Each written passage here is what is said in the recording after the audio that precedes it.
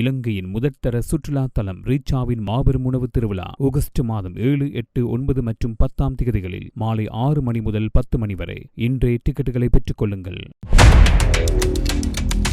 மத்திய கிழக்கில் America Iran இடையிலான புரிந்துணர்வு ஒப்பந்தத்திற்கு பிறகு மீண்டும் பல முக்கியமான ராஜதந்திர நகர்வுகள், பொருளாதார எச்சரிக்கைகள் மற்றும் கடல்சார் பாதுகாப்பு சிக்கல்கள் உருவாகியுள்ளன. ஒருபுறம் தோஹாவில் நடைபெறவுள்ள பேச்சுவார்த்தைகள், மறுபுறம் ஹோர்முஸ் ஜலசந்தியில் உருவாகும் புதிய கப்பல் வழித்தடங்கள், அதோடு ஐநா வெளியிட்ட எச்சரிக்கை அறிக்கை ஆகியவை உலக கவனத்தை ஈர்த்துள்ளன. போர் நிறுத்தம் முதலில் அறிவிக்கப்பட்டதிலிருந்து மத்திய கிழக்கு அரசியல் சூழலில் கத்தார் மற்றும் பாகிஸ்தான் முக்கியமான மத்தியஸ்த நாடுகளாக செயற்பட்டு வருகின்றன. அமெரிக்கா ஈரான் இடையிலான பதற்றத்தை குறைக்கும் முயற்சிகளில் இந்நாடுகள் தொடர்ந்து ராஜதந்திர பாலமாக இருந்து வருகின்றன. இந்நிலையில் அமெரிக்கா மற்றும் ஈரான் இடையிலான புதிய பேச்சுவார்த்தைகள் இன்று கத்தாரின் தலைநகர் தோஹாவில் நடைபெறும் என சர்வதேச ஊடகங்கள் எதிர்பார்த்திருந்தன. ஆனால் கத்தார் வெளியுறவு அமைச்சகத்தின் செய்தி தொடர்பாளர் மஜித் அல் அன்சாரி தெரிவித்ததுபடி இரு நாடுகளுக்கும் இடையே நேரடி உயர்மட்ட பேச்சுவார்த்தை நடைபெறாது என உறுதி செய்யப்பட்டுள்ளது.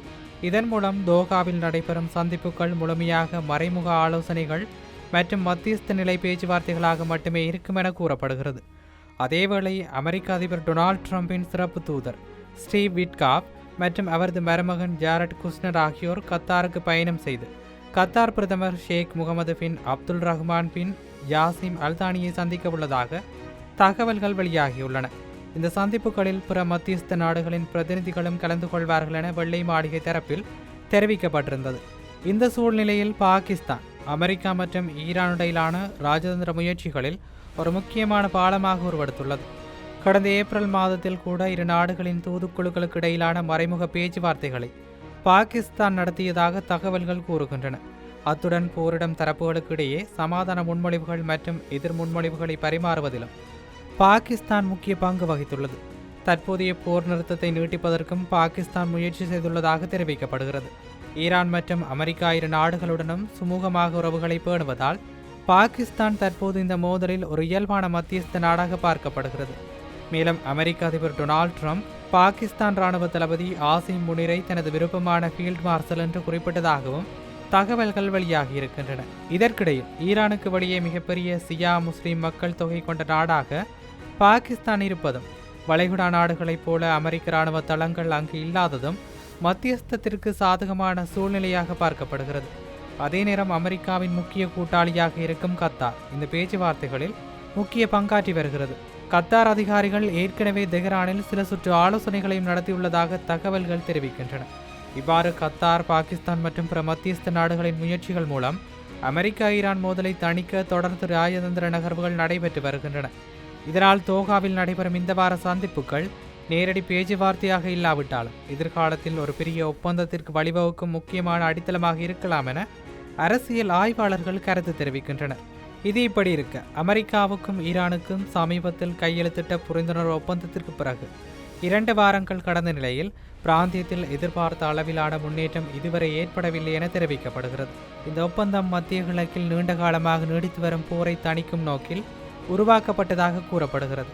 இதன்படி அமெரிக்கா ஈரானிய சொத்துக்களை விடுவிப்பதில் பொருளாதார தடைகளை தளர்த்தல், எண்ணெய் ஏற்றுமதிக்கு அனுமதி வழங்கல் மற்றும் ஈரானிய துறைமுகங்கள் மீதான கட்டுப்பாடுகளை நீக்குதல் இதுபோன்ற நடவடிக்கைகளை மேற்கொள்ள வேண்டும் என எதிர்பார்க்கப்படுகிறது. இதன்படி அமெரிக்கா ஈரானிய சொத்துக்களை விடுவித்தல், பொருளாதார தடைகளை தளர்த்தல், எண்ணெய் ஏற்றுமதிக்கு அனுமதி வழங்கல் மற்றும் ஈரானிய துறைமுகங்கள் மீதான கட்டுப்பாடுகளை நீக்குதல் போன்ற நடவடிக்கைகளை மேற்கொள்ள வேண்டும் என எதிர்பார்க்கப்படுகிறது. இதற்கு பதிலாக ஈரான் ஹோர்முஸ் ஜலசந்தி வழியாக செல்லும் கப்பல்களுக்கு பாதுகாப்பு உறுதியளிக்கவும், மேலும் அணு ஆயுதங்களை உருவாக்க மாட்டோம் என்ற தனது உறுதிமொழியை மீண்டும் உறுதி செய்யவும் ஒப்புக்கொண்டுள்ளது. ஆனால் கடந்த 2 வாரங்களில் நிலைமை பலமுறை பதற்றமாக மாறியுள்ளது. ஹோர்முஸ் ஜலசந்தி வழியாக சென்ற சில கப்பல்கள் தாக்குதலுக்குள்ளானதாகவும், அதனைத் தொடர்ந்து அமெரிக்கா மற்றும் ஈரான் படைகளிடையே பரஸ்பர தாக்குதல்கள் நடந்ததாகவும் தகவல்கள் தெரிவிக்கின்றன. இதனால் அந்த முக்கியமான கடல் வழித்தடத்தில் கப்பல் போக்குவரத்து மீண்டும் பாதிக்கப்பட்டுள்ளது. போர் நிறுத்தத்திற்கு பிறகு அதிகரித்திருந்த போக்குவரத்து தற்போது மீண்டும் குறைந்த நிலைக்கு சென்றுள்ளதாக கூறப்படுகிறது. அதே நேரம் தெற்கு லெபனானில் ஹிஸ்புல்லா போராளிகள் மற்றும் இஸ்ரேல் படைகளிடையேயான மோதலும் முழுமையாக நிறைவடையாமல் தொடர்ந்து வருகிறது. இந்த புரிந்துணர்வு ஒப்பந்தத்தில் பல முக்கிய விவரங்கள் பின்னர் தீர்க்கப்படும் என குறிப்பிடப்பட்டிருந்தாலும் அந்த பேச்சுவார்த்தைகள் நடைபெற வேண்டிய 60 நாட்களில் 2 வாரங்கள் கடந்தும் முக்கிய பிரச்சினைகளில் எந்த தெளிவான முன்னேற்றமும் இல்லை என தெரிவிக்கப்படுகிறது. ஈரானின் முடக்கப்பட்ட சொத்துக்கள் விடுவிப்பு, அமெரிக்க தடைகள் தளர்த்தல், ஹோர்முஸ் ஜலசந்தி வழித்தடம், துறைமுக கட்டுப்பாடுகள் மற்றும் பிராந்திய பாதுகாப்பு விவகாரங்கள் போன்ற முக்கிய அம்சங்களில் இன்னும் உடன்பாடு ஏற்படவில்லை.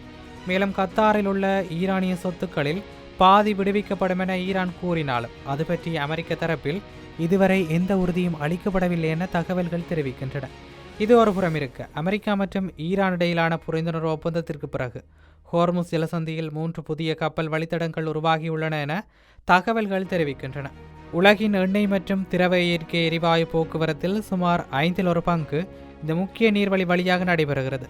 அதனால் இந்த பகுதி உலக பொருளாதாரத்திற்கு மிக முக்கியமானதாக கருதப்படுகிறது. போர் நிறுத்த ஒப்பந்தத்தின்படி வர்த்தக கப்பல்கள் பாதுகாப்பாக பயணிக்க ஈரான் தனது முழு முயற்சியை மேற்கொண்டு ஏற்பாடுகள் செய்ய வேண்டும் என்று குறிப்பிடப்பட்டுள்ளது. ஆனால் சமீப காலங்களில் ஏற்பட்ட பதற்றத்திற்கு பிறகு அந்த நீர்வழி முழுமையாக ஒரே கட்டுப்பாட்டில் இல்லாமல் பல்வேறு அமைப்புகள் வழித்தடங்களை நிர்வகிக்கும் நிலை உருவாகியுள்ளது. தற்போது அந்த பகுதியில் 3 முக்கிய கப்பல் வழித்தடங்கள் உருவாகியுள்ளன. முதல் வழித்தடம் ஓமான் கடல் பகுதி வழியாக செல்கிறது. இது தற்போது பாதுகாப்பான மாற்றுப்பாதையாக அதிகமாக பயன்படுத்தப்படுகிறது.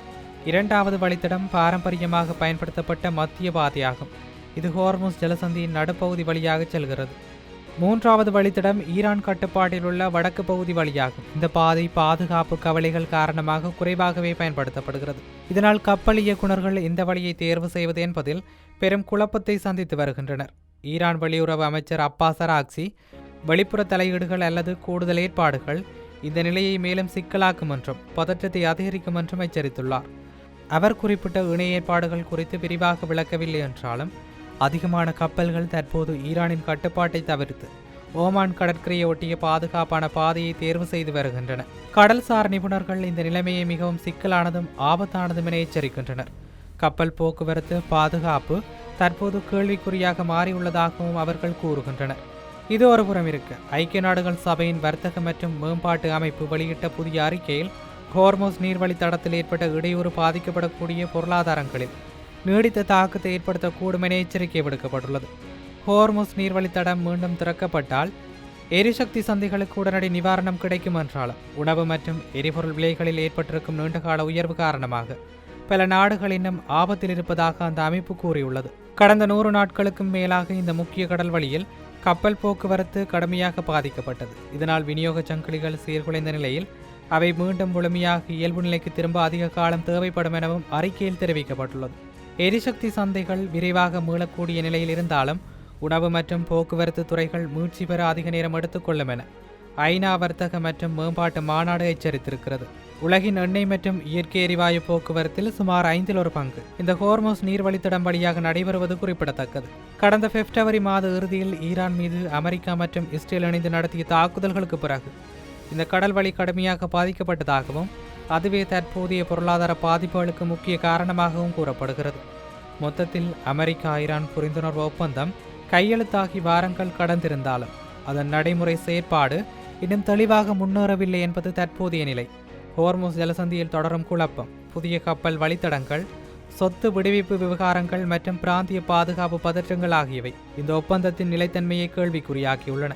இதற்கிடையில் கத்தார், பாகிஸ்தான் மற்றும் பிற மத்தியஸ்த நாடுகள் தொடர்ந்து ராஜதந்திர முயற்சிகளை மேற்கொண்டு வருகின்றன. ஆனால் இந்த முயற்சிகள் எதிர்பார்த்த பலனை தருமா அல்லது மத்திய கிழக்கில் புதிய அரசியல் பதற்றத்தை உருவாக்குமா என்பதை நாமும் பொறுத்திருந்து பார்க்கலாம்.